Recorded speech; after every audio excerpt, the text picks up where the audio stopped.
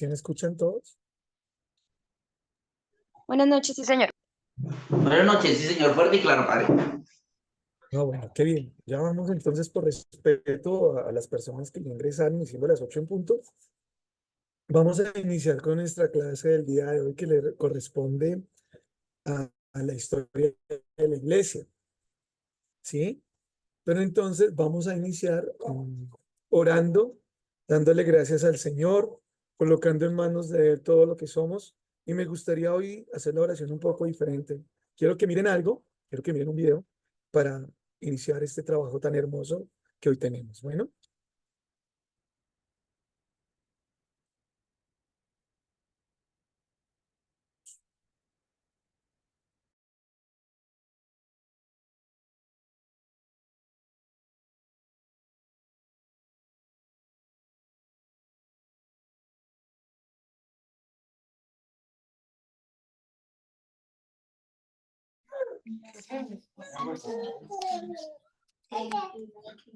Saca el trip. ¿Hayas que conectar al computador? ¿Por qué no hay? Jenny, ¿no se escucha el audio?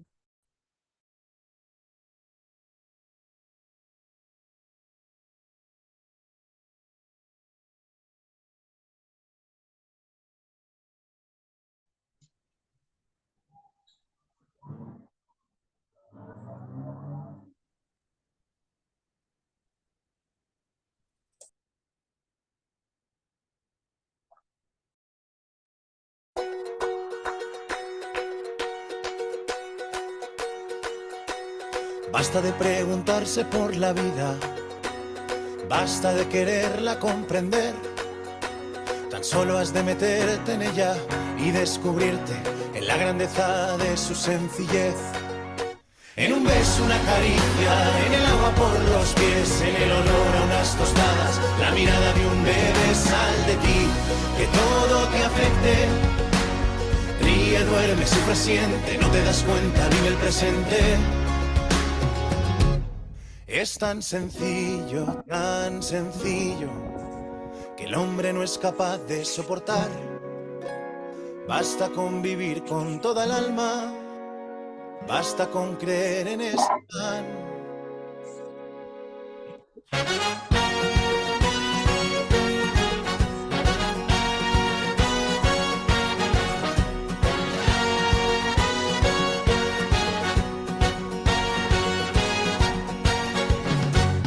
Basta de compararse con el otro, basta de no amarse en el caer.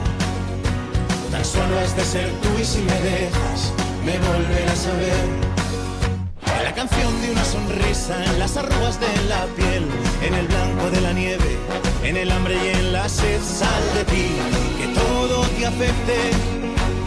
Llora, quiere, grita, calla, no te das cuenta, la vida pasa. Es tan sencillo, que el hombre no es capaz de soportar. Basta con vivir con toda el alma, basta con creer en ese pan. Son los fracasos de una vida entregada, sin los límites del tiempo y del espacio, lo que irá transformando tu existencia en una plenitud. Es tan sencillo, es muy sencillo, muy sencillo.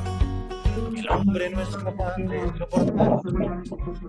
Basta con vivir con toda la alma, basta con creer en ese pan. Es tan sencillo, que todo un Dios parezca ser un pan.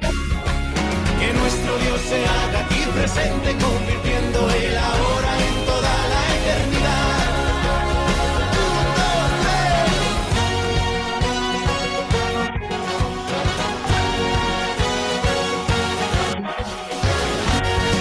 Sale de la custodia.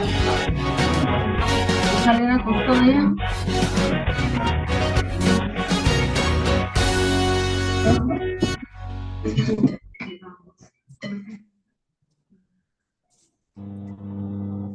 Bueno, es tan sencillo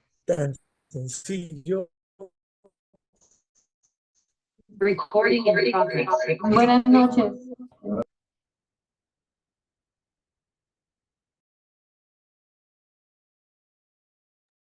Padre Yesid, perdón, te silencié.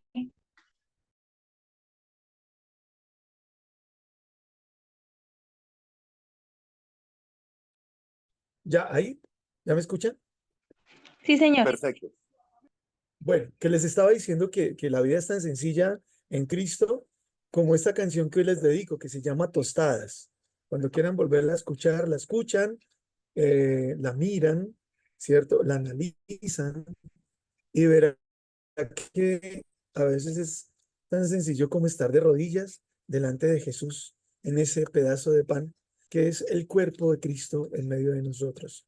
Así que bienvenidos a esta clase de hoy de historia de la iglesia.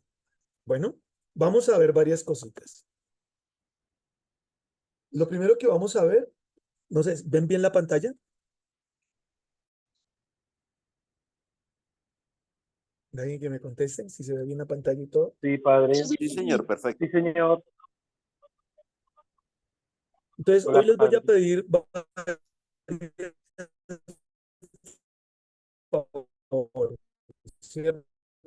Una clasecita bien interactiva. Hay mucho que estudiar hoy porque estamos un poquito atrasados en historia de la iglesia y vamos hoy a adelantar todo ese proceso que tenemos tan hermoso en este curso que estamos haciendo. Vamos a ver hoy historicidad de la iglesia, vamos a ver el ambiente de la iglesia naciente y vamos a hablar de Jesucristo a la primera comunidad naciente. Es lo que vamos a ver hoy, 3 temitas. Bueno, ¿les parece? Aún así, estas diapositivas van a quedar ahí también y se está grabando la clase por si quieren volverla a ver y todo. Bueno.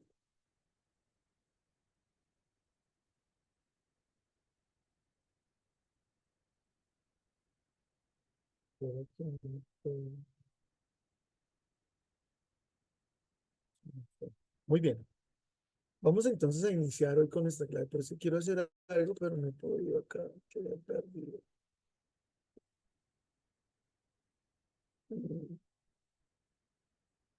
Bueno, vamos a hablar de la historicidad de la iglesia, ¿no?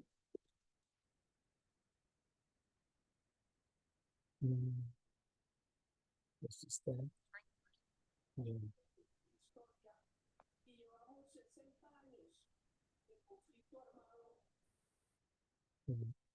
A ver si puedo hacer una cosa. Denme un momentito que es que tengo un problema aquí técnico y está tomando el pelo esto.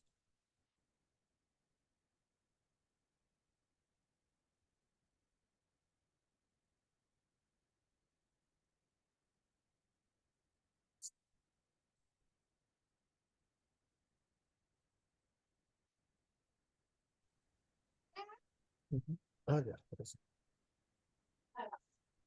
Bueno, entonces, vamos a hablar de la historicidad de la iglesia, ¿bueno? Entonces, miramos que yo quiero que me confirmen si la voz se escucha bien, si ven bien las diapositivas, van a tratar de seguirme en ciertas cosas, en otras pues vamos a tratar de organizarme mejor. Entonces quiero que estén muy pendientes de lo que vamos a hacer, porque voy a pedir el favor a veces que lean, para no aburrirme yo solo. Bueno, entonces vamos a hablar de la historia como categoría humana, que es una adquisición de la modernidad, ¿no? Ella nos sirve para penetrar en el misterio de la iglesia. Gracias a Dios la historia nos muestra a nosotros los diferentes momentos y sucesos que también la iglesia ha ido viendo, que la iglesia ha ido también desarrollando. El objeto ante todo objeto de la fe. Entonces, así como se va moviendo la historia, también se va moviendo la fe en el hombre, se va moviendo ese compromiso que el hombre va teniendo con Dios y cómo su fe, a pesar de los hechos y acontecimientos que acaecen en el mundo, siguen un camino, ¿cierto? Un camino que es eclesial, que es de fe, que es de vida, de fe y de comunidad, pero que puede ser abordada en su naturaleza profunda por elementos científicos. Ello es posible gracias a que el Logos se encargó y dejó su huella en el devenir de la humanidad, ¿no? A lo largo de los siglos.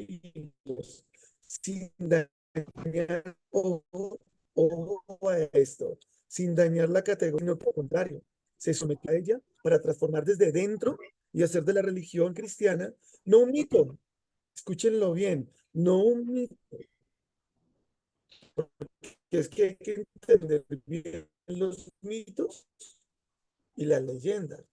No, esto no es un mito, es una experiencia posible del horizonte del devenir de un pueblo. Entonces hay que entender que no es un mito, es una experiencia de vida, es una forma, ¿cierto? Por eso a veces cuando le preguntan a uno qué es vivir la fe, es una experiencia.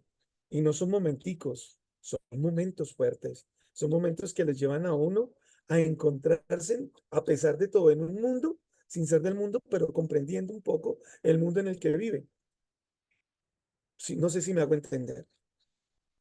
Por lo tanto, ¿cierto? Hablamos del logos. Acuérdese que así inicia el Evangelio de Juan, ¿no? Al principio fue el logos, un poco en el Evangelio. No sé si lo han leído, ¿cierto? En el Evangelio de Juan, que habla sobre el Padre, logos, o sea, no comienzo. Dime. padre pregunta, ¿qué es cómo interpreta uno el logos? Bueno, es que bueno, aquí en la fe es muy sencillo, porque el logos es Jesucristo, es el comienzo de todo, es el alfa y la omega, el principio y el fin. ¿Cierto? El conocimiento. ¿Quién nos da el conocimiento? El mismo Jesús. ¿Quién nos lleva al Padre? El mismo Jesús. Entonces, desde ahí lo vamos a también a trabajar. Ya el logos, en la parte griega, ¿cierto? También habla un poco de eso que se entiende como conocimiento. Pero entonces aquí nosotros lo abarcamos desde la fe, que el logos es el inicio, que es el mismo Jesús, que nace y viene con una misión, transforma, cambia y nos lleva al Dios Padre por medio de la cruz y la resurrección. Ese es el principio, ¿cierto? Y el fin, que es Cristo. Cristo es principio y fin, y es el logos que nos lleva y que se encarnó en medio de nosotros. No sé si contesto la pregunta. Sí, sí, padre, muchas gracias. Entonces sigamos. Vamos aquí a mirar, ¿cierto? ¿Alguien me puede leer esa partecita que aparece ahí? Entre las fuentes de la historia de la Iglesia están primero que todos los evangelios y los demás escritos del Nuevo Testamento, desde las cuales es posible captar el sentido de los textos del Antiguo. Todo este cuerpo literario sometido a los rigores del tiempo y a las condiciones peculiares de sus autores no pretende ser un cuerpo sistemático ni un saber hermético. La revelación es ante todo el anuncio de hechos salvíficos mediante símbolos y parábolas expresadas primero de modo oral y que luego se fueron compilando con notable libertad de género y de estilo. Entonces las fuentes para la historia son muy importantes, porque ahí nos dicen, primero que todo las fuentes, como ustedes lo han visto con el padre Michael, ¿cierto? Son los evangelios. Aquí vamos a tomar muchas cosas que ustedes han visto. Eso es lo bueno de estas clases, que todas se van uniendo. Entonces vemos que los evangelios, ¿cierto? Y los demás escritos del Nuevo Testamento, de los cuales es posible captar este sentido de los textos antiguos, es todo lo que nos va a nacer a nosotros como un cuerpo literario que nos va a llevar a una revelación. Y esa revelación que es el anuncio de la salvación, o sea, el anuncio del evangelio, el anuncio de ese querigma, de ese primer mensaje, de querer que la gente se enamore primero de ese estilo, ¿cierto? Que nos muestra a Jesús y que quiere para nosotros y que sus apóstoles y sus discípulos tomaron para salir a anunciar a los diferentes lugares. Por eso es ante todo el anuncio de hechos salvíficos mediante símbolos y parábolas, ahí lo dices, expresada primero de modo oral, porque no se escribieron, sino fueron de tradición en tradición, por eso la parte oral es muy importante en la palabra, y se fueron compilando con notable libertad del género de estilo.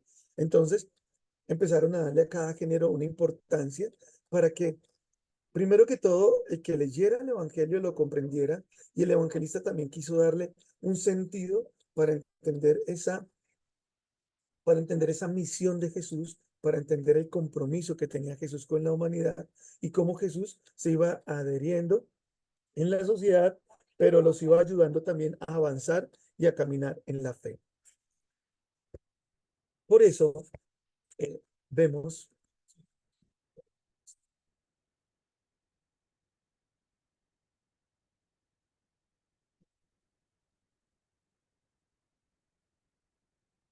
Se movió algo acá y se va a acomodar. Bueno, ya, sigamos rápido. Por eso la encarnación, ¿cierto? Es el hecho fundamental de la iglesia. Su promesa de que el mensaje se extendería por todo el mundo entero es otra categoría esencial que explica su entrada, ¿cierto? Con otras culturas y mentalidades y por ende su progresivo desarrollo y evolución de estructura y de lenguaje. Por eso es importante entender esto allí, que la encarnación es el mismo hecho fundamental y fundacional de la iglesia. Entonces, aquí es donde tenemos que tener nosotros en cuenta que si estamos en una iglesia es por ese hecho de la encarnación, del Emmanuel, que se hace Dios con nosotros para que todos aquellos que se acerquen a Él entiendan y comprendan esa fuerza misteriosa de Dios en medio de los hombres. Y eso es importante entenderlo, por eso el desarrollo de la evolución de las estructuras, del lenguaje, para poder seguir comprendiendo y meditando y llevando el cristianismo. Por eso, siguiendo adelante, un crecimiento orientado por el Espíritu Santo es importante aquí, ¿sí? Porque es que aquí el Espíritu Santo juega un papel muy importante.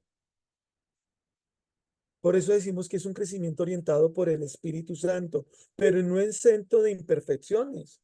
Porque acuérdense en que los que están allí son seres humanos, que tienen emociones, debilidades, tienen una cantidad de cosas que a veces son complicadas para ellos mismos, pero que aún así el Espíritu Santo dentro de esa imperfección, dentro de esas debilidades, ¿cierto?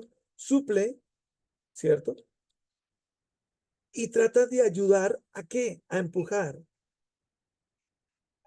y a llevar ese mensaje para que los demás no decaigan. Y eso es lo bonito de entender un poco la historia. Por eso las debilidades, pues su plena y definitiva manifestación será al final de los tiempos. Y es aquí donde la crítica histórica entra en escena para ayudar a nuestra fe, a captar los inmutables y a ver que dentro de estas realidades, a veces contrarias, se encuentran siempre un hilo conductor que la hace la misma teología, ¿cierto? Y eso es lo bonito de la teología. La teología es la que permite precisamente lo que decía el padre, no sé si ustedes estuvieron en esa introducción que nos hacían, ¿cierto? Que es como el hilo conductor que lleva a la reflexión de esa fe, que lleva a encontrarse con ese Dios vivo, con ese Dios verdadero. Una teología sin sentido, una teología sin el otro, una teología sin nada, no es teología. Por eso la teología es parte fundamental de este proceso tan hermoso que vamos llevando. Finalmente, para ir acabando esta primera introducción, ¿cierto? Para captar esa evolución esa evolución, digámoslo así, del Señor en los acontecimientos que recorren el quehacer de los hombres, ya lo decía en la introducción, hay que adoptar una actitud oyente, pues supera la lógica de las ideas, si bien las utiliza en paralelo con las otras disciplinas históricas, pero su valoración tiene siempre un contenido de revelación que no todos alcanzamos a entender. Por eso tiene que ser por fe. O sea, así pues, vamos a intentar en este curso de historia, ¿no? Antigua, demostrar los hechos y los procesos a sabiendas de que a medida que avanza se cuentan mejor documentos, de modo que el grado de certeza no puede ser igual y que lo mismo pasa con la historia profana, quien da siempre lugar que no alcanzamos a llenar o problemas historiográficos que deberían ser y deberían de seguir trabajándose. Quiere decir que por más de que tratemos de avanzar en esta parte de la historia, hay muchas cosas que van a salir y van a seguir saliendo. Entonces ustedes van a tener más preguntas, van a tener más ideas, van a leer más textos y los textos los van a abrir más. Entonces ustedes van a ver la fe, van a ver, perdón, la historia de la iglesia desde un proceso en donde a veces es sincrónico a muchas cosas que se van viviendo, pero también es acrónico. No sé si me comprenden. Es sincrónico y es acrónico. ¿Alguien me podría como mirar cómo entienden ustedes el concepto de sincrónico y acrónico?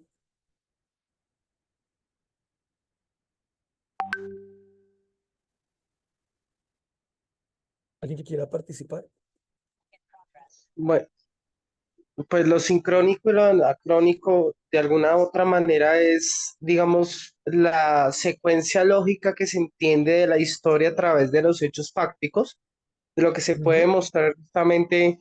Voy a utilizar un poco la teoría de Santo Tomás de Aquino para explicar los dos tipos de prueba que él utiliza. La primera es lo que es evidente para todos, ¿sí? O sea, pongo un ejemplo, un triángulo tiene tres lados. Entonces, para todos todos sabemos que un triángulo tiene tres lados, ¿cierto? Entonces es una verdad generalizada que todos entienden. Y lo Sí. anacrónico es como esa verdad aislada o ese hecho propio que se entiende de la historia como algo, como un valor personal a modo de una interpretación subjetiva, o sea, que puede salir unas vertientes de un hecho que no es preciso y que de alguna u otra forma se va complementando y se va construyendo a lo largo del espacio-tiempo y a lo largo de los descubrimientos históricos a futuro. Eso es como lo que yo lo sintetizaría de esa manera. Exacto. Entonces aquí estamos hablando, ¿se acuerdan cuando el padre Michael les decía a ustedes en la Biblia que encontraron que el Qumran, que otros hechos aislados que han encontrado de textos y de todo, ¿sí? Ahí vamos viendo un proceso de la historia, también y se van generando. Pero hay que entender que la datación histórica tiene dificultades y problemas, ¿no? Porque pues también los griegos, cuando uno ve historia griega, que ahorita vamos a ver algunas cosas, hay un problema de datación. Entonces ellos arrancan y los historiadores arrancan el proceso a partir de los Juegos Olímpicos y empiezan a hacer una datación a partir de los Juegos Olímpicos para entender y comprenderse en el espacio que llevaban, porque se perdieron en la historia varias cosas y se perdió también varios, digámoslo así, procesos de datación histórica. Por eso es que a veces no es exacto lo que se dice, lo que el padre Michael les decía, oye, les contestaba, ¿cierto? Es el año 6, es el año 7, es el año 8, es un acercamiento, no hay una, no hay una no hay un punto exacto. Y eso pasa aquí en la historia. Y es lo que vamos a ver. Por eso hay uno, se me olvida el nombre, del filósofo que dice que qué bueno sería ver la historia desde los perdedores, no desde los ganadores. ¿Cierto? Entonces, ¿por qué lo decía?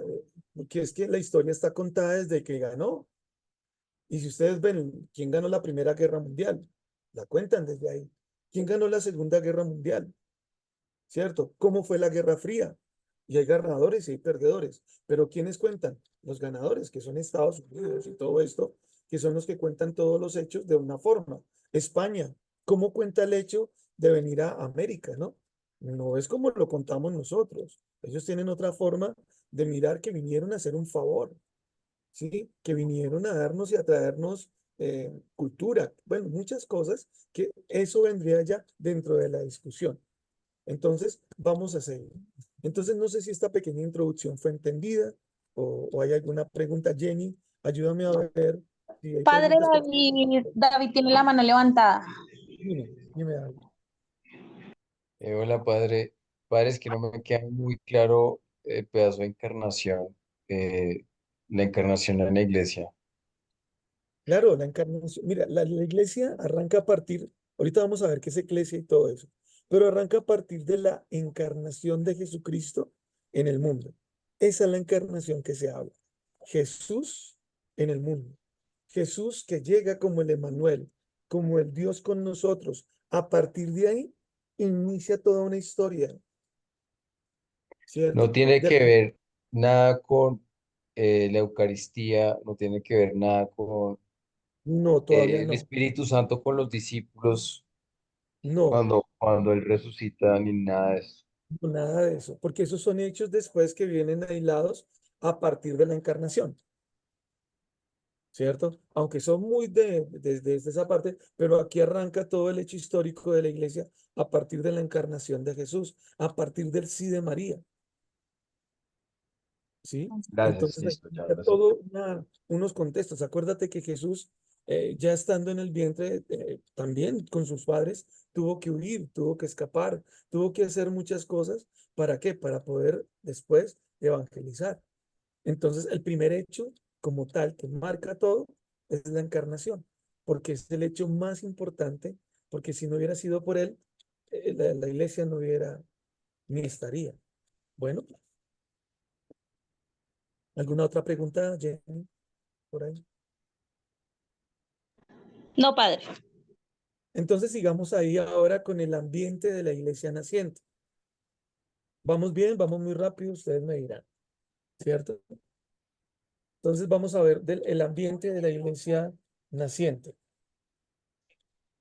Entonces vamos a hablar del territorio y habitantes. Digamos, colocando en el marco del Alto Imperio Romano, con sus límites entre Danubio y el Atlántico, Britania y Egipto, con sus 700 millones de habitantes, y cobijados por la espléndida cultura grecorromana, los cristianos encontraron propicio este ambiente para su difusión. ¿Cierto? Entonces, vamos a mirar aquí unas cosas muy importantes. Vamos a hablar primero de la unidad o la oikoumenia, ¿cierto? Yo no sé si saben qué significa esa palabra oikoumenia.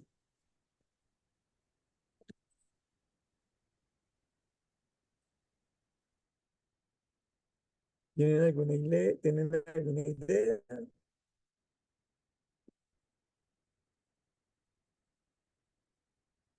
La palabra oikumene, ¿cierto? De la que deriva el término ecuménico, significa toda la tierra habitada. ¿Eso significa qué? Ecuménico o ecumeno. Toda la tierra ¿qué? Habitada. En griego original, ¿cierto? Refleja la interacción de la religión, la filosofía y la administración política en la medida en que daban forma a la sociedad. No sé si puedo aclarar, si se aclara un poquitico más. Porque también el ecumene, ¿cierto? O ecumene, también es el conjunto del mundo conocido por una cultura. Finalmente se distingue como aquella porción de la tierra permanentemente habitada en contraposición al anecumene, o áreas deshabitadas o temporalmente ocupadas. Entonces, ahí está eso que es oikumene, ¿no? Entonces, es como ese, digamos, aquí estaba, ¿cómo explicarlo mejor? Es la unidad del oikumene, es la tierra que se ve, que se entiende, que está ahí. Entonces, es lo que entendía Roma, ¿no? Que era lo que ellos entendían como oikumene, era lo que ellos habían conquistado. Y los griegos también. Y estaba garantizada por el Mare Nostrum, o sea, por un mar, ¿cierto? Por un mar grande, ¿no? Por una completa red de vías que comunicaban todo el imperio y que establecían un fluido de comercio hasta la India y Groenlandia. Entonces, ¿qué pasaba? Que hay que entender a partir de aquí que los territorios estaban dominados por el imperio romano, ¿no? Segundo, que el ecumene es todo lo que ellos tenían y establecían como propio. Y el fluido también de ese Mare Nostrum, de vías que podían ellos tomar para ir a diferentes puntos y que podían ir y venir tranquilamente. ¿Hasta ahí estamos bien? Jenny, ¿alguna pregunta? No, no hay nada por ahí levantado, no. No, padre, vamos bien. Bueno, entonces, segundo, la unidad cultural se mantiene gracias a la koiné. ¿Alguien sabe qué es la koiné?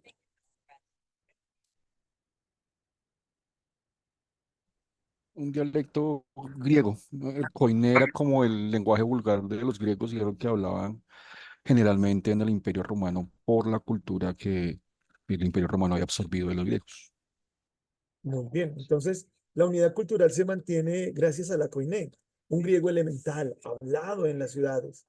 Dice que no sobrevaloremos esto, pues la gran mayoría eran campesinos y esclavos ignorantes. Por eso hablaban un griego muy básico. No era griego como tal así, sino era un griego muy básico. Y eso era lo importante que tenían ellos ahí. Sigamos. La unidad, digamos, política condensada en torno al principatus. ¿Alguien sabe qué es un principatus? Es el iniciado como Julio César, ¿no? Y que poco a poco va desplazando al Senado, al emperador, mientras la cultura helenística uniformaba las clases cultas y poderosas, las legiones mantenían la paz de Roma. ¿Qué son las legiones? ¿Cierto? Las legiones son los militares que formaban grandes grupos que llamaban legionarios o legiones, que eran los que mantenían la paz de Roma y los pueblos subyugados o anexados. Iban perdiendo su autonomía conforme se va centralizando y burocratizando el imperio hacia los siglos segundo y tercero. Entonces, al principio ellos tenían una autonomía que era fuerte, o sea, estoy hablando de las legiones, pero con el tiempo, a medida que iba subiendo el emperador, a medida que el emperador iba ganando territorio, a medida que el emperador iba haciendo lo que significa el emperador, ellos iban perdiendo espacio. Entonces ya el emperador era el que mandaba dentro de las legiones, no había. ¿Vamos bien? Sigamos. Entonces, se trata de una sociedad ni industrializada ni mecanizada. ¿De quién estamos hablando?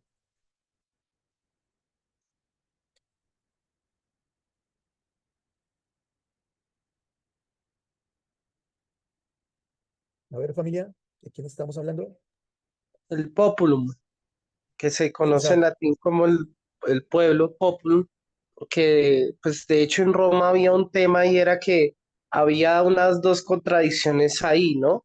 El jus Sí, civitas romano, que es el sí. derecho civil de los romanos, propiamente que, digamos, establecía las normas de cómo eran las obligaciones, los bienes, y lo que era el derecho común, el jus gentiles o jus común, que de hecho hoy en día es uno de los principios del derecho internacional público. Digamos que es lo que se entiende como la costumbre, ¿sí? La costumbre es todo aquello que está fuera del ius romanus o del ius civitas.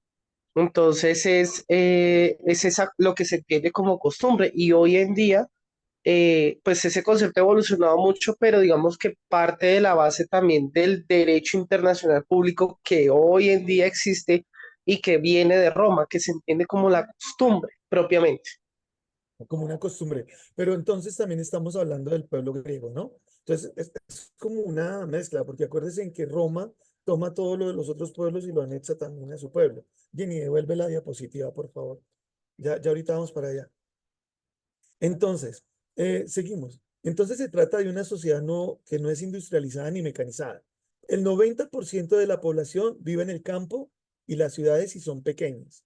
Allí la gente dedica a la artesanía, al comercio, si se dan cuenta. Y el imperio tiene una refinada política tributaria, pero no económica. Tributaria, pero no económica. Y en cuanto a la política social, no se protege al trabajador, ni se atiende al necesitado. Mucha gente vive en el umbral de la miseria. Y eso hay que entenderlo allí porque allí solamente pues también se trabajaba algo que se llama la aristocracia, ¿no? Kratos, que significa el mayor, los mejores, ¿no? Entonces por eso la aristocracia, los que son mejores, los que tienen todo como mejor y quieren llegar a esa parte fundamental que es ser un aristócrata para no morir como cualquiera. Pero desafortunadamente esta es la realidad del pueblo que está alrededor y que vamos a ver del tiempo. Por eso se trata entonces de una sociedad basada en desigualdad, pues solo el 10%, escuchen bien, gozaban de la ciudadanía y apenas el 1%, lo que nos decía nuestro compañero, los privilegios de la nobleza. Y sin embargo, esta situación no dejaba de ofrecer ventajas, porque aquí viene un problema mayor. La paz se mantiene y se nota estabilidad en el derecho y notable progreso, pero de una forma totalmente cualificada y diferente, no como la vemos hoy en día, que tratamos de que todo sea para todos, ¿no? Pero aquí no, aquí hay unos para otros y otros para unos, ¿no? No sé si entienden un poquito el concepto aquí de pobreza, ¿no? Aquí ya no hablamos de pobreza, hablamos de miseria. Es un umbral de miseria total. ¿Listo? Hasta ahí vamos bien en esta parte. Queda un poco entendido el territorio y los habitantes. Sigamos, Jenny. Subamos la. No sé si hay alguna mano levantada o algo. No, padre, vamos bien. Bueno, vamos a ver ahora el imperio, la cultura, la filosofía y las religiones. ¿Listo? Entonces, culturalmente el imperio es pluralista y tolerante. ¿Cómo así pluralista?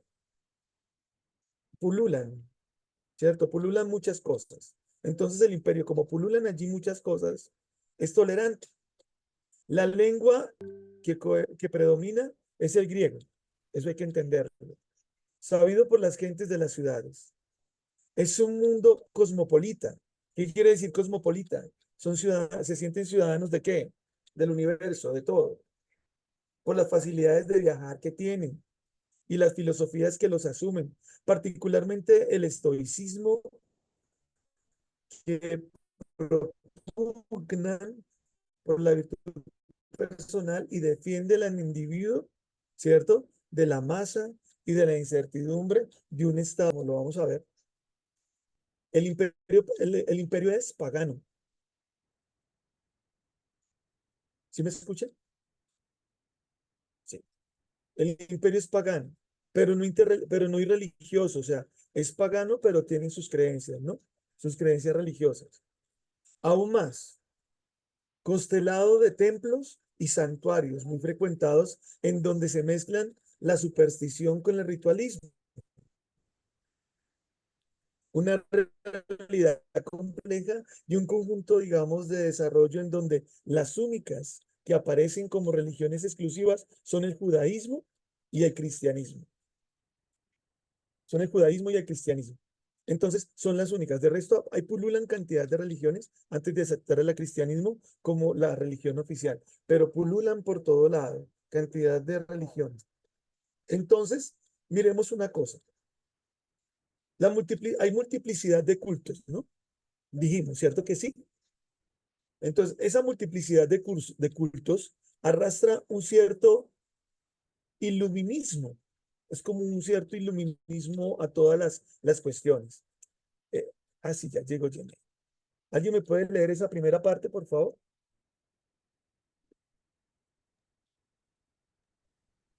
La multiplicidad de cultos arrastra a un cierto iluminismo. La interpretación humorística, Eumero, para quien los dioses griegos no son más que personajes ilustres que al fallecer fueron mitificados, desemboca en el ateísmo, que sin embargo no abandona las prácticas culturales y litúrgicas más por razones políticas y sociales que por temor religioso. Entonces aquí es importante y subrayar esta parte, ¿cierto? ¿Qué pasa en ese tiempo? Homero, que ahí hablan de la homerística, es Homero, que es el que se encarga de hacer toda una formación de los dioses. No sé si ustedes los han visto, como están Homero y Hesiodo, pero aquí el primero es Homero antes que Hesiodo. Entonces, hay una cantidad de cosas donde ellos empiezan a enmarcar los dioses y le empiezan a dar a los dioses cierto fuera, cierto fuero, como si fueran también ritos más importantes. Critica que cómo es posible que se le dé a un dios forma humana en el sentido de que se lleva con sus emociones, sus sentimientos y todo. Entonces, él no estaba de acuerdo que la gente jugara con lo que eran los dioses, porque a los dioses no se les puede dar órdenes, a los dioses no se les puede decretar cosas, a los dioses no se les puede, porque por eso son dioses. Pero de todos modos, ustedes saben que los griegos y los romanos trataban de vivir su religiosidad de una manera donde ellos sintieran más cercano a quienes, a los dioses. Y por eso cada uno tenía su propia deidad que lo acompañaba. Ese era el mundo en el que estaba viviendo el cristianismo, ¿cierto? Un mundo lleno de creencias, de ritualismos y de todo, en donde ellos estaban y estaban apenas comprendiendo lo que Jesús había dicho y lo que Jesús había pasado en la cruz y lo que Jesús había resucitado. Esto es muy importante. Sigamos con el segundo punto. Alguien que me ayude a leer. Los cultos a las divinidades indígenas. La población periférica continúa adorando a sus dioses ancestrales. La multiplicidad se acepta por la interpretación romana. Las divinidades son las mismas, pero con distintos nombres. Júpiter es Deus griego, Mercurio es Hermes, por ejemplo.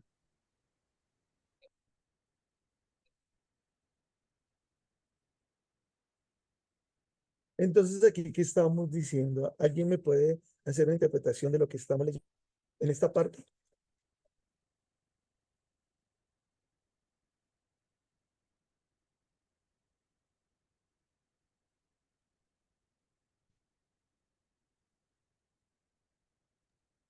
Pues que Padre, buenas noches. Buenas noches. Padre Jessy, buenas noches. De Edison Mayorga. Padre, lo que desde peinados nos enseñaron o nuestros estudios nos dijeron que los indígenas siempre tenían y profesaban a los dioses de ellos.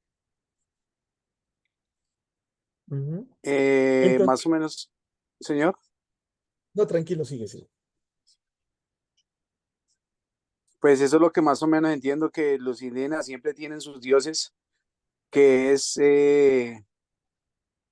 Dios Luna, Dios Sol y Dios Tierra.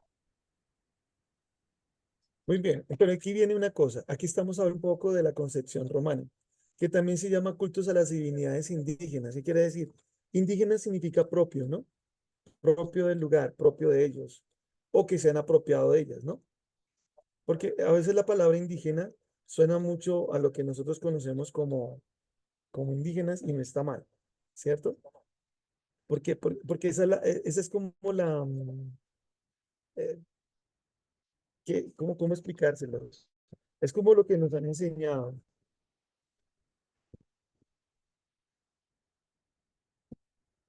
¿cierto? Pero entonces, miren, aquí hay una concepción diferente.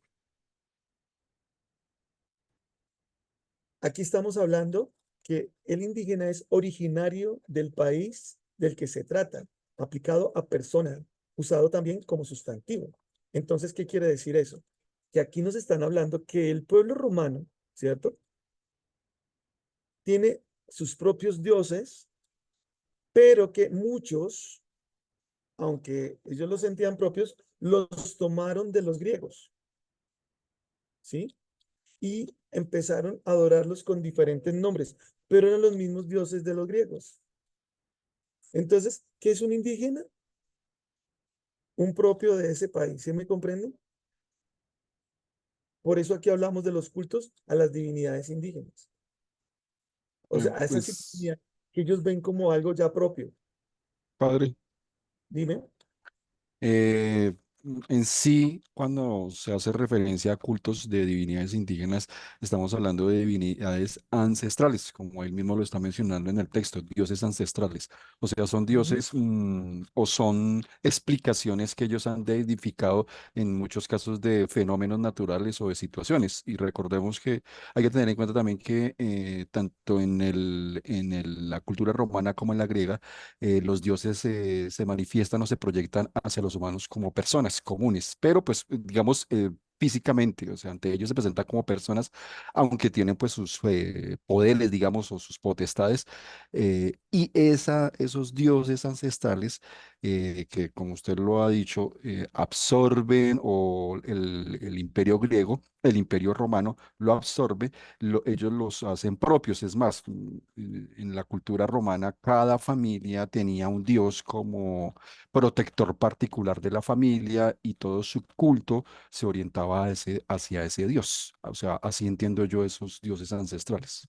Entonces aquí venimos con la multiplicidad aquí estamos viendo el tema que estamos viendo ahorita es imperio, la cultura, la filosofía y las religiones, ¿cierto?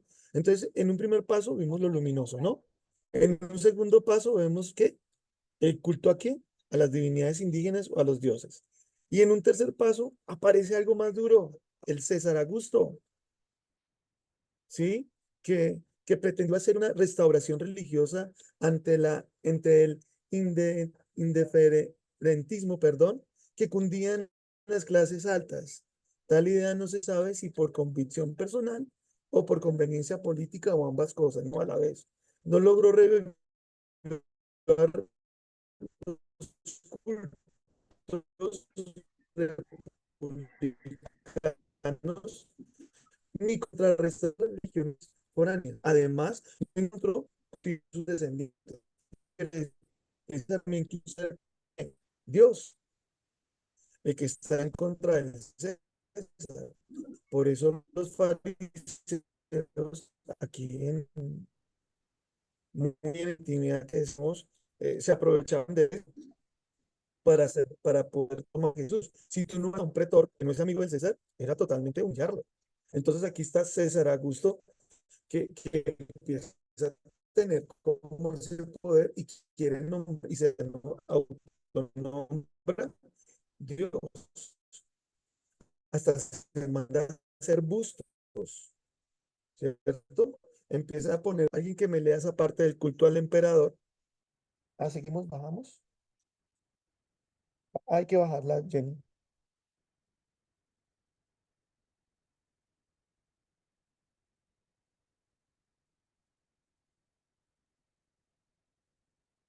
El culto al emperador. ¿Sí lo ven ahí? ¿Se ve grandecito? Sí, Alguien señor. que lea. Padre, es que se está escuchando un poquito entrecortado. Sí. La última parte, la última diapositiva, cuando empezaste a hablar del emperador, allí ya se escuchó un poquito entrecortado. No sé si nos puedes repetir esa partecita, por favor. Que el problema de aquí del emperador fue que como César Augusto pretendió hacerse Dios, ¿cierto? Y trató de restaurar la religión, pero a favor de él, en todo sentido. Entonces, ya la gente tenía que adorarlo. Por eso los emperadores empezaron a mandarse en hacer bustos, ¿sí? Yo no sé si ustedes vienen y han visto de dónde viene la palabra sincera, ¿no? Yo soy sincero. Entonces, resulta que los emperadores mandaban a... ¿Se escucha algo feo? Ya. Y los bustos, ¿ahí me escuchan? Y los bustos no quedaban perfectos. Como el emperador se pretendía rey, él quería los bustos perfectos, ¿cierto? Entonces, ¿qué hacían los talladores? Le ponían cera alrededor. La cera estaba bien mientras que estaba el invierno, el otoño, pero cuando llegaba el verano, se derretía. Y esto lo hacían ellos por cuidar sus vidas. De ahí viene la palabra sincera, una imagen sincera, una imagen con todas sus arrugas, con todo lo que tienen. Por eso emperadores trataban de hacerse ver perfectos, porque ellos también se creían dioses. Ahora bien, sigamos cuál es el culto al emperador. ¿Alguien quiere leerme? El culto al emperador, originario del Oriente, recordemos que Alejandro Magno fue visto como un sobrehumano. El general Pompeyo, guerras del 88 al 64 a.C., fue llamado Megas el Grande. Julio César, por decreto del Senado, fue propuesto como divino sin que tal medida le ahorrase el morir asesinado. Entonces aquí nos damos cuenta cómo ellos mismos empezaron y lo que tenían que lidiar, ¿cierto? El pueblo que iba creciendo y hasta el mismo pueblo judío, ¿no? Porque acuérdate que para los judíos solamente hay un solo Dios. Pero ellos se aprovechaban, era interesante ver cómo se aprovechaban de esa idea de Dios para poder manipular a quienes, a los que estaban alrededor, los pretores y todo eso que estaban allí en eso. Lo vemos cuando ellos van a pedir la vida de Jesús, ¿no? O ustedes no lo han visto ahí, cuando ellos dicen que si tú no haces tal cosa, no eres amigo de quién. Del César. ¿Cierto? Del César. Y eso es algo importante. Entonces, bajo Augusto, el culto a la figura del Pontífice Maximus, de ahí viene la palabra pontífice, ¿cierto? Pontífice Maximus. Entonces los romanos ya utilizaban esta palabra del pontífice, Pontifex Maximus. Se me está yendo el latín. Pontifex Maximus, ¿cierto? Que significaba por encima de todo. Se va imponiendo no como persona, sino por lo que significa. Encarna la salud y bienestar del imperio. O sea, es lo máximo. Nadie está por encima de quién, ni Dios. Ni Dios está por encima de él. Entonces hay que empezar a entender eso en la historia. Hay que comprender esto en la historia de Roma. Hay que entender que Roma ya tenía una concepción fuerte y ya también tenía el Pontífex Maximus. Su culto junto al de la Roma no es veneración religiosa cuando muestra la lealtad política. Habla de un civismo expresado en modos cultuales. ¿Qué quiere decir? Que todo que tenía que hacerse culto ¿a quién? Al César. Que tenía que hacer culto a ese Augustus, a ese Augusto, a ese Pontífex, ¿cierto? Maximus. Y que todo tenía que ir relacionado en relación a él. Que si se salían de ahí, era un problema. Aquí lo interesante, pero los judíos tenían que ser muy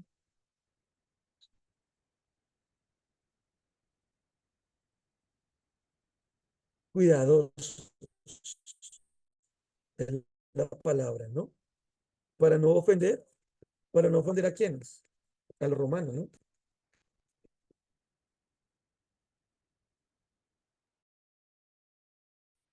Sigamos viendo, ¿cierto? La expansión de los cultos orientales, digamos, por los esclavos y los comerciantes, vienen los cultos mistéricos. Aquí la tolerancia va a facilitar su difusión con tal de que no perturben la tranquilidad pública.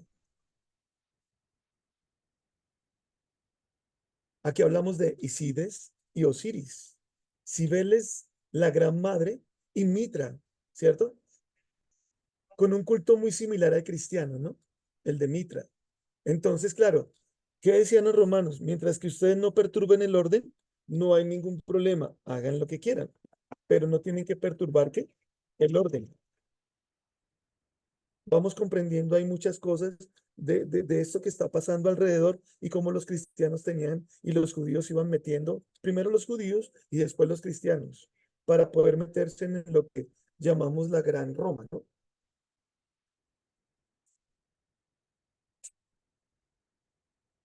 ¿Alguna pregunta? No sé, Jenny, hasta el momento o algo. No, padre. Bueno, entonces la expansión de los cultos orientales va en relación a eso. Estos cultos prometen la felicidad futura al iniciado y le brindan salud y prosperidad en el presente. Eso es lo que hacen los cultos. Por medio de ritos se pasa de terror de la muerte a una vida paradisiaca. Se puede participar en varios misterios a la vez y todos de alguna manera se van encauzando hacia un monoteísmo que encontrará su punto culmen en la divinización del emperador. Por eso el monoteísmo se fue metiendo paso, porque como el emperador era uno y nadie podía, no había más dioses sino él, entonces fue muy sencillo esa parte. ¿Sí? Entonces aquí voy a poner dos ejemplos rápidos, ¿sí? La astrología. Han escuchado que es la astrología, ¿no? La magia, la nigromancia y toda clase de supersticiones hacían también parte del vivir romano, tal vez como reacción a la frialdad del culto oficial y a la, digamos, precariedad de la vida para la mayor parte de la población. Por eso utilizaban astrología, magia, nigromancia, porque acuérdense en que, ¿qué les dije anteriormente? ¿Cómo estaba viviendo el pueblo?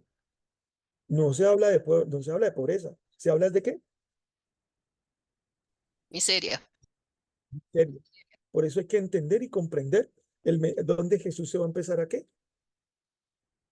A mover. Hablemos ahora del judaísmo, que yo sé que este tema muchos les va a gustar. Entonces, el judaísmo es la religión más identificable por su autoridad centralizada, su contenido dogmático y su aparato moral, ¿no? Es también la más numerosa, 1 millón en Palestina y 6 millones regados por el imperio. Eso hay que entenderlo.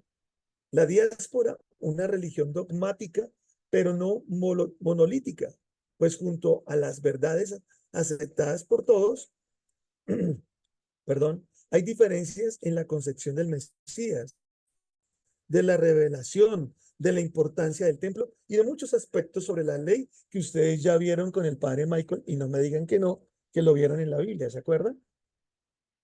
Alguien que me diga sí, padre, o no, padre. Sí, padre. Eso. Entonces, ahí vamos entendiendo un poco el judaísmo, ¿no? Es una diáspora que está dentro del mismo territorio y por lo tanto, pues, es una religión que tiene una importancia, pero le dan la importancia que a la revelación, al templo y a muchos aspectos de la ley. ¿Cuántas leyes tenían los judíos? 613, padre. Muy bien. Entonces, imagínense toda esa mano de leyes. Ahora vámonos para las escuelas filosóficas. Mi fuerte. Más fuerte porque me encanta, porque este tema lo doy siempre en el colegio, ¿no? Con los pelados. Entonces, las escuelas filosóficas. Entonces nos hablan que las escuelas filosóficas, alguien que me lea, porque pues quiero que ustedes también lean porque me vuelvo monótono.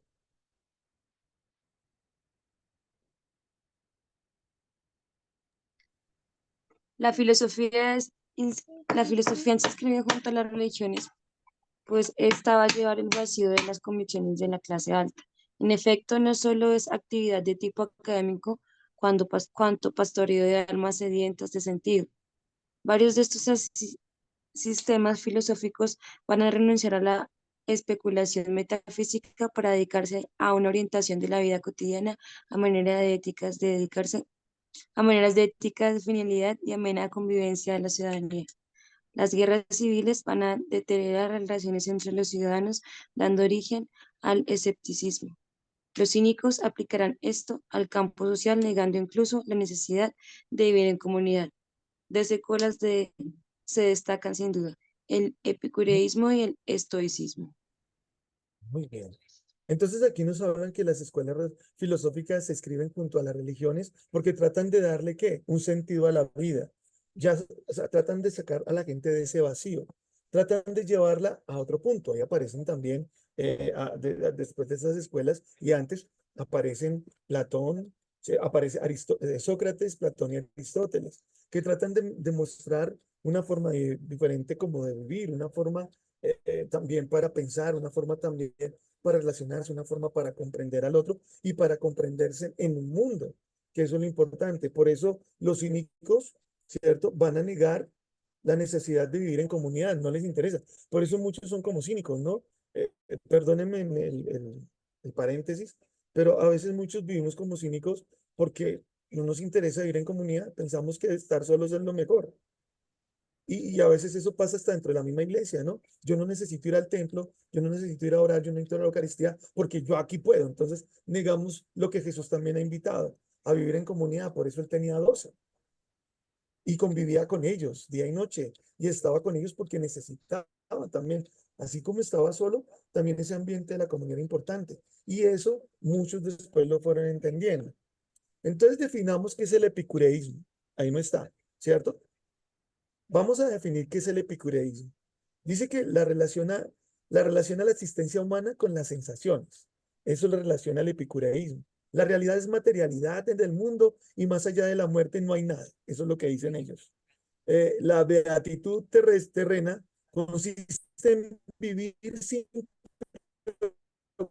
preocupaciones, dando gusto a los deseos que no vayan contra la naturaleza humana.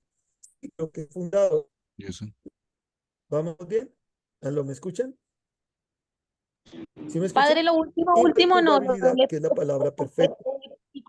Ay, padre, lo último no.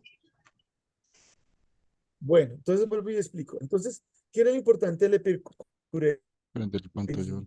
¿Cierto? La sensación, la realidad, que es la materialidad del mundo. Y más allá de la muerte, no hay nada. ¿Listo? ¿Hasta ahí vamos bien? ¿Qué más es el epicureísmo? La beatitud terrena consiste en vivir sin preocupaciones. Hakuna Matata, una forma de ser. No sé si lo han escuchado, ¿cierto? Esa canción es muy epicureísta, a vivir así, sin preocupaciones, tranquilo y relajado, que era lo que pedían ¿quiénes? Los epicureístas. Esa es la idea de la imperturbabilidad. Nada te puede, ¿qué? Molestar. Nada te puede generar nada. Es el ideal de la vida. Es importante la justicia, es importante la amistad, es importante la serenidad, la paz interior. No sé si han visto Kung Fu Panda, cuando él empieza a buscar la paz interior. Perdón, a mí me gusta poner muchos de estos ejemplos porque hay películas que sirven para entender un poco esa imperturbabilidad que habla el epicureísmo. Por eso la palabra clave de esta popular medicina, que hablan ellos, que rinden la vida tolerante y llevadera, es resignación. Resígnese. Entonces, una persona epicúrea es aquella que se resigna. ¿Qué más se puede hacer? Ya calle, no diga nada, no hable, mejor quédese callado. Eso es lo que están hablando aquí el epicureísmo. No sé si me comprenden, ¿cierto? ¿Qué es el epicureísmo?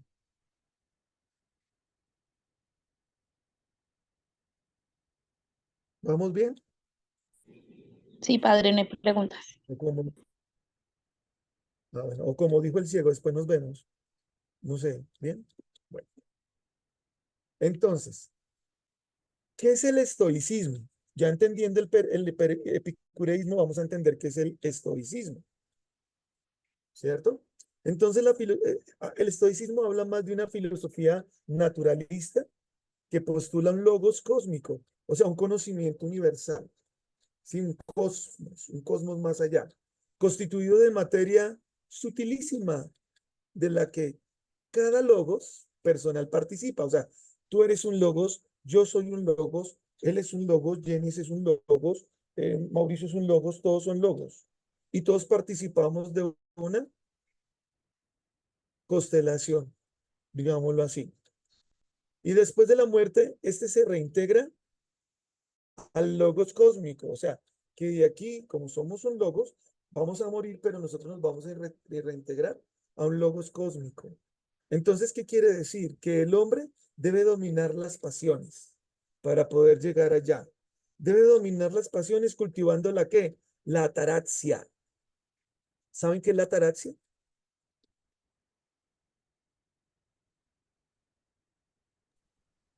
No, padre.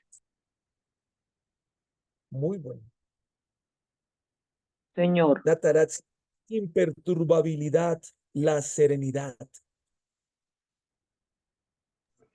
Tranquilidad. ¿Cierto? La imperturbabilidad, la serenidad. Eso es la ataraxia. Hay que cultivar la imperturbabilidad y la serenidad. Una persona estoica es aquella que es capaz de dominar en los momentos más difíciles a sí mismo. O sea, que su temperamento es dominado ¿por qué? Por su carácter. ¿Hasta ahí vamos bien? Eso la sabiduría es accesible a toda razón humana. Epicteto fue esclavo, ¿cierto? Por eso es que él habla de este estoicismo. Estamos hablando de Epicteto, que es uno de los fundadores. Y se puede participar en política, pero sin apasionarse, lo dice Séneca. Hay que participar en política, pero no se apasione. Sea totalmente racional en la política. O sea, la política ¿para qué se hace? ¿Cierto? ¿Alguien me puede definir la política? Sí, no importa que seas de Platón, no importa.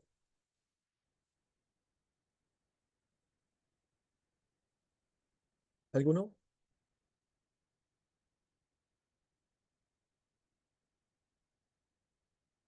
Ayúdenme, por favor. No sé.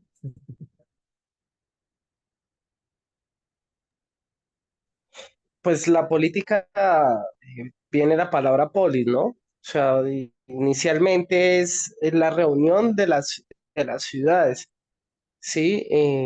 Entonces se entiende que es el espíritu de las ciudades como concepto clásico griego, ¿no? O sea, para mí esa es, digamos, la política, como el espíritu de las ciudades, ¿sí? Ni siquiera es de las personas porque ese concepto no existía. Entonces, se entiende es como el espíritu de las ciudades conformadas a través de lo que es digamos, lo que diría después es Platón con la teoría de las cavernas, ¿no? Es como ese espíritu, es ese caminar, es ese trasegar al encontrar la luz de la sabiduría. Entonces, por eso es que la política ahí se entiende no como la política actual o como se entiende el concepto moderno, no, se entiende es como la salida iluminada de los conjuntos de las políticas. Ahorita me escapa un filósofo griego que habla justamente de eso, que es el que habla de los terrenos que los divide. Voy a averiguar y ya preciso el nombre porque sí se que relaciona eso a la política. Exacto. Y entonces no hay que tomar apasionado. Por aquí me escribía alguien que es como un proceso que va en relación al pueblo y sí tiene razón. Por eso dice Séneca que no hay que apasionarse. Entonces, ¿el estoicista quién es? Es una persona que domina sus pasiones y cultiva la ataraxia. ¿Qué es la ataraxia? A ver, hagamos ataraxia. Imperturbabilidad. Tranquilidad. Tranquilidad. Hay que dominar entonces en los momentos más fuertes, en los momentos de más presión, hay que tener ataraxia. Ojalá que me escuchen por ahí. A veces nos falta ataraxia. Hasta a mí me falta ataraxia de esto. Pero comprendimos que es ese epicureísmo y ese estoicismo. ¿Sí o no? Entendido, gracias. ¿Cómo? Entendido, padre, gracias. Bueno, sigamos. Vamos a ver ahora algunos aspectos sociales. Ya pasamos las escuelas filosóficas. Tranquilo, traté de resumirlo lo más que se pueda. ¿Listo? Vamos a ver algunos aspectos sociales. Vamos a ver el primero. ¿Alguien me quiere leer? Estratificación política. El 95% de la población, campesinos y esclavos, no participa. La plebe romana, esporádicamente, el poder lo detentan la aristocracia local conformada por los magistrados de la curia. Al emperador lo sostiene el clientelismo encarnado en el ordo ecuestre y en el ordo senatorial. Otro elemento básico es el ejército garante de la normalidad en la sucesión imperial. Muy bien, entonces en ese primer instante, ¿cierto? Estamos hablando aquí de una palabra muy importante, aristocracia. Aristocracia quiere decir el orden de los mejores, ¿sí? El gobierno de los mejores. Por eso para un griego, morir no en batalla era totalmente lo peor. Solamente los aristócratas, las personas nobles, las personas que morían en la guerra, deberían de ser recordadas como héroes. Entonces también los romanos toman mucho esto. Solamente los aristócratas son los que pueden gobernar. Y desde ahí viene nuestra tierra gobernándose así. Si usted nace hijo de un aristócrata, tiene derecho a gobernar. Si no es hijo, es complicado porque usted es un plebeyo. Entonces ahí la palabra aristocracia tendría usted que entrar a ese grupo y formarse para ser del grupo de los mejores. Miremos la estratificación social. ¿Alguien? Estratificación social, hombre, mujer, esclavo, libre. Las fuentes del momento no indican la condición de la mujer, pero el derecho vigente ilustra al respecto. Contrario a la época de la República, cuando figuraron damas influyentes en el imperio, no sobresalen. La paz perdura en el imperio por 2 siglos a partir de Augusto y hasta Marco Aurelio, 161-180. Después de la pérdida de varias legiones en Germania en el año noveno después de Cristo, la expansión se frena y el enemigo acecha. Entonces aquí nos están hablando como de la estratificación social, ¿no? Que es lo contrario. La mujer, pues, viene a tener un campo influyente en el imperio, ¿no? Pero no en el tiempo donde eran esclavos ni libres, porque la mujer tenía otra forma de verse dentro del imperio romano. ¿Cómo sería que había una ley, ¿cierto? No sé si el abogado me ayuda un poco. Había una ley para los legionarios, ¿no? Por eso era que ellos cuando necesitaban satisfacer sus necesidades sexuales, iban y se tomaban a una doncella, Sí. pero no era violación. Era No era una violación, era lo que se llama el concubinato y el contubernio. Lo que pasa es que los legionarios, bueno, ahí el contubernio ahí, digamos que el problema era que más allá de una ley, era que es que como en el matrimonio romano era, o sea, los hombres eran, pater familia era quien tenía toda la autoridad, el tema de las relaciones sexuales en esa época se entendía que el hombre romano en las legiones podía tener máximo hasta 3 concubinas, ¿sí? Podía tenerlas, pero tenía que tener una autorización previa del pretor para poder hacer eso, porque si no se consideraba que pues o sea, se consideraba que era una persona que era bueno, expulsada de la legión y no era un ciudadano, perdía sus privilegios como ciudadano romano. Entonces aquí nos damos cuenta que cada quien tenía sus privilegios en esa estratificación política, ¿cierto? Hasta el orden senatorial, ¿no? Ahora miremos, también vemos ahí la estratificación social, ¿cierto? Lo que hablábamos de la mujer.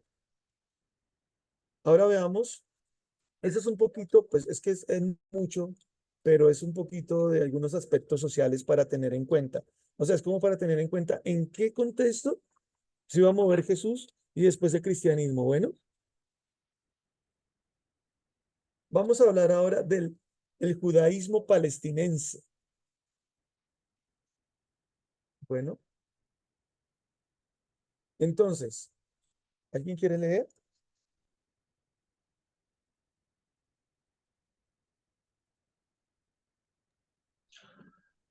El judaísmo palestinense, la religión. El pueblo judío ha conservado una inconfundible identidad étnica y cultural gracias a su fe monoteísta. Más aún, el mismo exilio y los posteriores invasiones acrecentaron una concepción mesiánica política universal que se mantuvo hasta la destrucción de Jerusalén. Junto al mesianismo, la ley unificada de la comunidad y su conservancia es signo de predilección divina. El rigorismo será el arma contra cualquier relajación y la violación de cualquiera de sus preceptos. Una falta grave contra la ley de por sí perfecta. Entonces, ahora ya van entendiendo por qué todos esos preceptos que tienen ellos. Vamos entendiendo hasta ahí. Miremos ahora las instituciones de ellos. ¿Cuáles son las instituciones? Rápido, alguien que me quiera leer ahí. El templo y las sinagogas. El centro de la vida cultural y religiosa del pueblo judío era el templo edificado en el monte Sión. La peregrinación anual mantuvo la fiesta y afianzamiento de las raíces. Los que vienen de lejos acudirán a la sinagoga para mediar la ley. Esos lugares guardarán la identidad hebrea en la diáspora. Los fariseos asumirán la dirigencia del pueblo cuando desapareció el sacerdocio o la destrucción del templo. Queda solo el servicio de la palabra. Entonces aquí la sinagoga, el templo y la sinagoga son parte muy, muy fundamental para ellos, ¿no? Pero entonces acuérdense que los fariseos vienen a tomar posesión después de que desaparecen ¿quiénes? Los sacerdotes. Por la diáspora de lo que pasó con los judíos, por la pérdida del templo, ¿no? Corrientes religiosas. Varias corrientes teológicas señalan por el historiador Flavio Josefo y por Plinio el joven en sus obras, ¿cierto? Esas son las corrientes que vamos a utilizar. Los saduceos. ¿Quiénes son los saduceos? La aristocracia monopolizadora de la clase sacerdotal, desde la Sadoc en tiempos de Salomón hasta el año 70, harán de sumos sacerdotes. Reconocen solo la Torá como autoridad inspirada. Rechazan la obligatoriedad del resto de los escritos. No aceptan la resurrección. Escuchen bien. La inmortalidad y la angeología. Tampoco aceptan la intervención de Dios en las realidades temporales. Abiertos al influjo helenístico y en estrecha colaboración con los dominadores extranjeros, serán siempre acusados de colaboracionistas y de traidores por los demás grupos. Esos son los saduceos, con los que peleaba también Jesús. Ahora miremos los fariseos. Es el grupo más fanático de la ley. se opusieron a la mentalidad helenizante, o sea, de los griegos, de los seleucidas en el siglo II antes de Cristo. Fariseos separados por su escrupulosidad se van a dedicar al estudio de la escritura. Su ideal es santificar al pueblo, pero mientras se logra, debe mantener aparte para no contaminarse. El pueblo reconoce en ellos el celo religioso y les concede los primeros puestos. Si bien forman un partido laico, están muy ligados al sacerdocio y muchos llevan vida común. En el año 70 después de Cristo, cuando sucumbe el poco de soberanía que quedaba, van a desaparecer los saduceos, los esenios y los celotes. Los fariseos, en cambio, van a sobrevivir y después del 135, con la dispersión, se harán rabinos hasta nuestros días. O sea que, ¿quiénes son los rabinos? ¿Vienen de parte de quiénes? De los fariseos. ¿Bueno ese dato o no? Excelente. Muy bien. Ahora vamos a ver los sicarios. ¿Sí? ¿Alguien me ayuda ahí, por favor? Los sicarios, grupos extremistas con los que simpatizaban algunos de los discípulos, eran opuestos a la ocupación imperialista. En el año 7 después de Cristo crecen como resistencia legalista y en el 66 intentan sin éxito sublevar toda la nación. Con la toma de Jerusalén y el célebre sitio de Masada se extinguen. Entonces, dése cuenta que algunos eran simpatizantes y simpatizaban ¿con quién? Con el grupo de los discípulos. Y ya sabemos algunos nombres, ¿no? Después los vamos a seguir viendo en Biblia. Los esenios, grupos dispersos por Palestina con alto contenido espiritual. Su máxima expresión es el Qumran, considerado por Flavio Josefo como una tercera filosofía hacia la segunda mitad del siglo II antes de Cristo. Bueno, Claudio Josefo, ¿quién era? Era un historiador romano. Él siempre va a ayudar mucho a entender un poco el cristianismo en medio del imperio. Se retira, dime. Flavio Josefo es un judío convertido en ciudadano, o sea, es un converso en un ciudadano romano. Entonces, los esenios se separaron de los fariseos alegando corrupción del culto oficial en el templo. Se retira a las orillas del Mar Muerto. La secta desaparece en el 68 con la destrucción de sus refugios por las legiones romanas. ¿Ustedes escucharon del Qumran con el padre Michael o no? No, no. Sí, señor. No nos acordamos, pero sí lo nombro. Bueno. Pero de todos modos, de aquí salen, de los esenios. Bueno, ahí fue donde empezaron a escribir todos los escritos que empezaron después a buscar y empezaron a darse en cuenta de muchas otras cosas. Bueno, entonces desde ahí viene. Y veamos el judaísmo y la diáspora. Sigue bien. ¿Me ayuda alguien a leer todo eso rápido ahí? Que es muy sencillo. Lo traté de dejar más sencillo que se pueda. El judaísmo de la diáspora consta de artesanos, banqueros, comerciantes, en general un estrato medio. A cambio de altos impuestos gozan de algunas inmunidades, como prestar servicio militar o no asistir a cultos públicos, pero con frecuencia son el blanco de las represalias populares. ¿Sigo? Muy bien. Entonces, si quiero hacer aquí una pequeña introducción, ¿cierto? Para entender un poquitico de eso. Al inicio de la era cristiana, escuchen bien, la mayor parte de los judíos no viven en el país, sino que han emigrado principalmente a naciones de la cuenca del Mediterráneo. Digamos, una colonia muy grande se instaló en Alejandría y allí formaron grupos compactos con barrios aparte. Alejandría con 5 grandes sectores, uno es totalmente judío, otro con un número elevado, y despreciados por el resto de la población, desarrollan un elevado sentido de solidaridad y encuentran en la sinagoga el lugar de encuentro. ¿Sí? ¿Vamos bien hasta ahí? Es para entender un poquitico. Sigamos. Entre ellos hablan la koiné. La mayoría no conocen el hebreo y por eso el culto sinagogal incluso es en esta lengua. Tienen la traducción de los 70 y poco a poco se fueron empapando del pensamiento griego. Van a usar la exégesis hecha a Homero, aplicándola a la Sagrada Escritura. Filón de Alejandría es el inspirador de esta modalidad muy propia del estoicismo, que hace ver en Moisés un precursor del pensamiento griego. Sigamos, Jenny.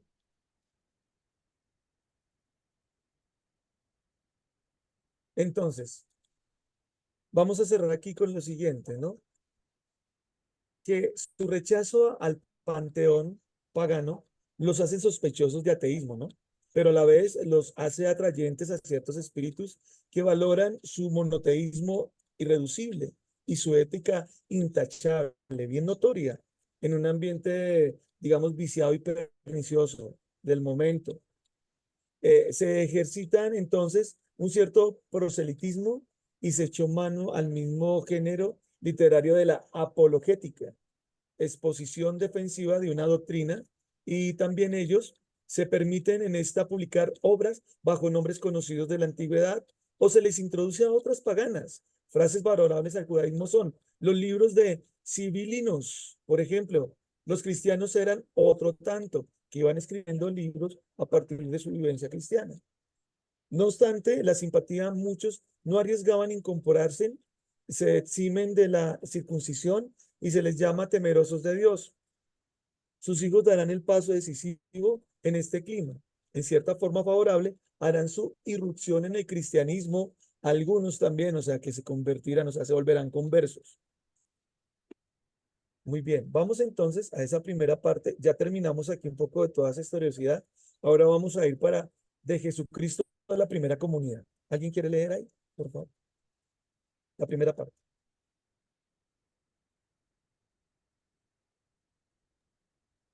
De Jesucristo la primera comunidad, también llamada impropiamente era apostólica.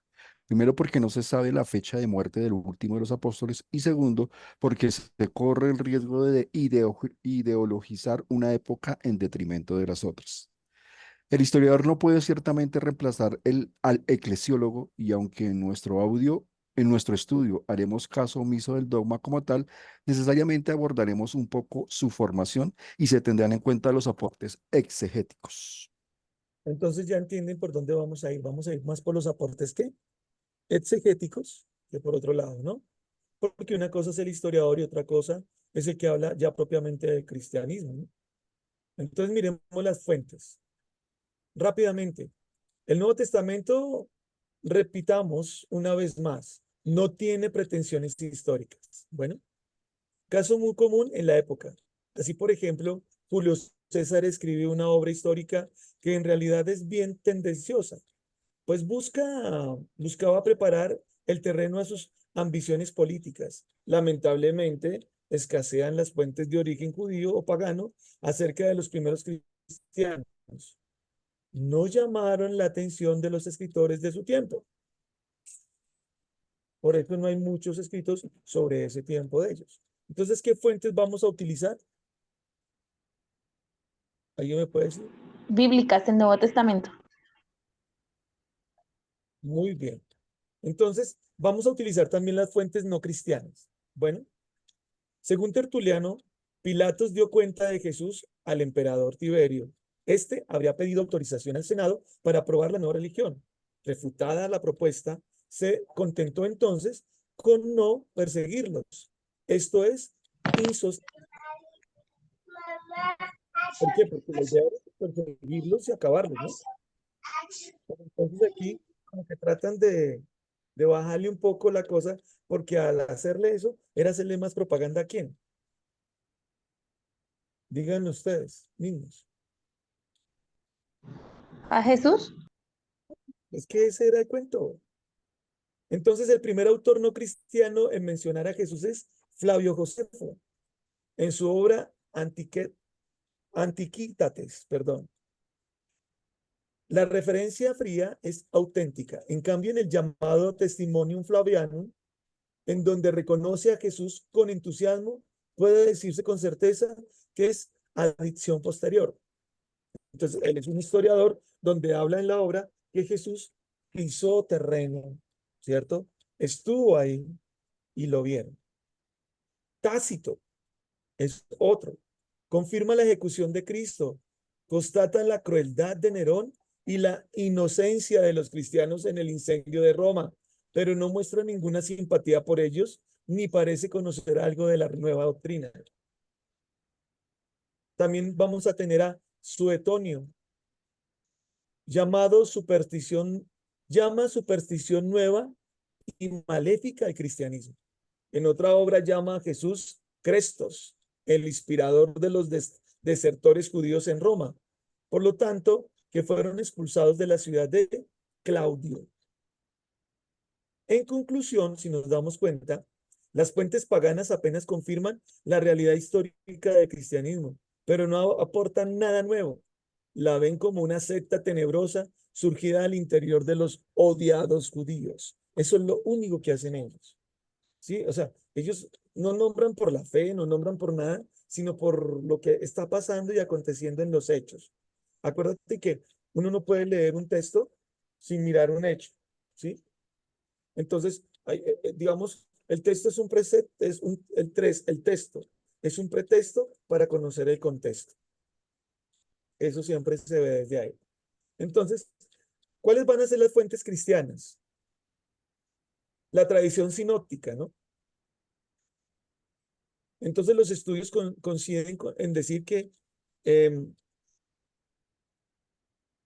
digamos, la primera parte de Mateo y Lucas dependen independientemente de Marcos y de una fuente Q. Al estudiar la historia de las formas, se constata la presencia de varias tradiciones circulando en Jerusalén y en los principales lugares de difusión. Por eso el autor del género evangélico, que es Marcos, nos dice: Jesús mismo es el evangelio, la buena noticia, escrito antes de la caída de Jerusalén. Su ambiente parece ser de Roma. Entonces nos muestran a un barco que parece que escribe para los romanos. Mateo, en cambio, por la parte del ambiente palestinense, Mateo, lo supera y saque al mundo entero. Lo ubica en Siria, en el año 75, aunque últimamente se dice que es contemporáneo de Jesús. Lucas aparenta hacer una biografía encuadrándola en la historia de la salvación. La plenitud de los tiempos, escrito hacia el año 80 por un solo autor, se deduce por la importancia de la teología tan precisa. Miremos ahora la tradición juanea, que es de Juan, ¿no? El estadio más tardío de los evangelios canónicos. No fue fácil inscribirse en el canon por la sospecha de gnosticismo, aunque muchos de sus datos son rigurosamente históricos. Los 4, ¿cierto? Pórticos, por ejemplo, su esquema es el doctrinal, fruto de la reflexión cristiana de finales del primer siglo. Los hechos de los apóstoles no buscan un fin historiográfico. Su objetivo es robustecer la fe de Teófilo y demás lectores. La obra es unilateral, privilegiada a Pedro y a Pablo, y su finalidad teológica la induce a idealizar las condiciones de vida de la primitiva comunidad. Ojalá que leamos Hechos de los Apóstoles para comprender un poco más nuestro cristianismo. Los Hechos de los Apóstoles presentan el compendio de la mentalidad de la tercera generación cristiana deseosa de concretar sus raíces. Por lo tanto, el corpus paulinum de Pablo, ¿no? De entrada, es difícil de establecer el orden y la autoridad de estos escritos. En cuanto a las cartas pastorales, son de máxima importancia porque traen el testimonio, ¿cierto? Traen el testimonio, de la formación jerárquica de la iglesia, de la organización interna de las comunidades. Sin embargo, no hay seguridad sobre su autoridad, tiempo, y se sugiere una escuela paulina.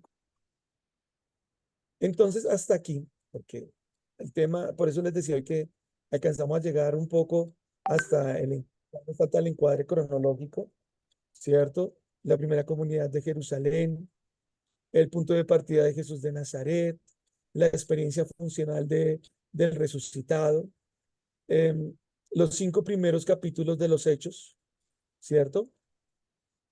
Los hebreos y los helenistas, la fe, la primera comunidad cristiana, la difusión del cristianismo, Antioquía, Éfeso y Roma, hasta ahí llegamos, ¿cierto? Que es la parte, o sea, primaria de lo que significa el tema que estamos viendo, que pues por el tiempo se nos fue, de Jesucristo a la primera comunidad, ¿no? Alcanzamos a llegar solamente hasta, ¿dónde? Sí, hasta aquí, hasta lo que llamamos nosotros las fuentes cristianas, ¿listo? Bueno, comunidad, yo no sé hoy si entendieron o no entendieron un poco el tema, aún así ahí va a seguir. Ojalá que lo sigan leyendo para que compartamos ya la próxima clase lo que nos hace falta para seguir con el estudio. No sé si alguien quiere decirme algo antes de irnos. Padre, envíe el link de asistencia al chat para que por favor lo diligencie. Eso, diligencia en el link de asistencia. Mucha información, pero necesaria para entendernos un poco dentro de la historia de la iglesia, ¿no? Sí, Traté de señor. ser lo más fácil posible. Padre, No sé no hay ustedes qué. no hay una bibliografía del taller ese que lo escribió. Sí, sí hay una bibliografía. Nosotros vamos a poner la bibliografía ahí, aunque la mandamos, sí, creo que la enviamos, ¿cierto? Esa bibliografía auxiliar, ¿no? Que les puede servir, pues voy a tratar de subirla para que la tengan ahí. Entonces, acuérdense que como tarea, ustedes tienen que hacer ahí como un control de lectura en relación a lo que nos hace falta. ¿Listo? Al tema que nos faltó. ¿Cuál es el tema que nos falta? Ahí están en las diapositivas. Solamente llegamos hasta el punto que les dije yo, que es el... ¿qué? Se me fue. Antioquía. Las fuentes del cristianismo. Nomás llegamos hasta las fuentes. Perdón, para David, lo que estás pidiendo está en la lectura que mandó el padre Miguel en la clase pasada. Eso está en el chat, pero igual yo ahorita lo reenvío. Gracias. Entonces, ahí en adelante, a partir de esa diapositiva de las fuentes, sigan leyendo de ahí en adelante. Esas diapositivas se van a subir igual. Bueno, entonces para que puedan realizar el trabajo tranquilamente. De lectura, de que ustedes manden lo que comprenden, entienden. Porque apenas quedamos en la página 7, son 23. Ajá. Por Dios. Tengo que leer.